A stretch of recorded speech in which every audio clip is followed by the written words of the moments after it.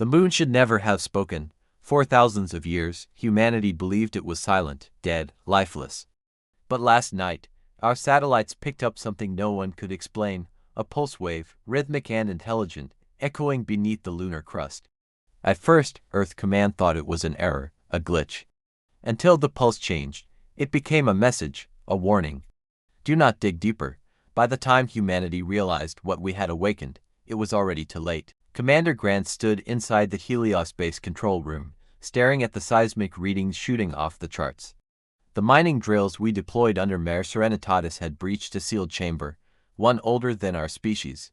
From that crack in the lunar core came movement, coordinated and massive. The Selari, the ancient moon dwellers, had been waiting in hibernation.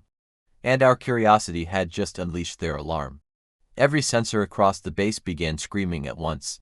Something under the moon was rising, and it wasn't friendly. Within minutes, communication lines between Earth and the moon flickered out.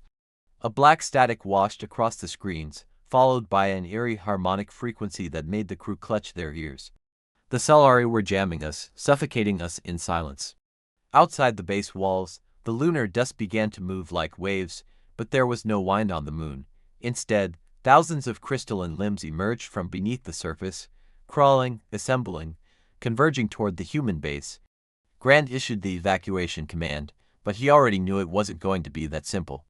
The Selari didn't want to chase us away, they wanted war. Inside the underground tunnels, Sergeant Novak and her strike team prepared for the fight of their lives. The oxygen levels were dropping fast, systems shutting down one by one. The Selari weren't attacking blindly, they were dismantling our survival piece by piece. Novak watched through her visor as a towering Selari figure formed from shards of lunar minerals, its eyes glowing with cold purpose. They were engineers, architects of perfect destruction, creatures forged in darkness beneath our own moon, and they believed humanity was a contaminant. Earth finally managed to punch through the jamming field for 7 seconds, long enough for Grant to send a single message home: they're waking. Prepare defenses. Then everything went dark again. The Selari breached the outer wall with a single shockwave, sending humans flying through the corridors. Novak fired the first shot, and for a brief moment, the creature staggered.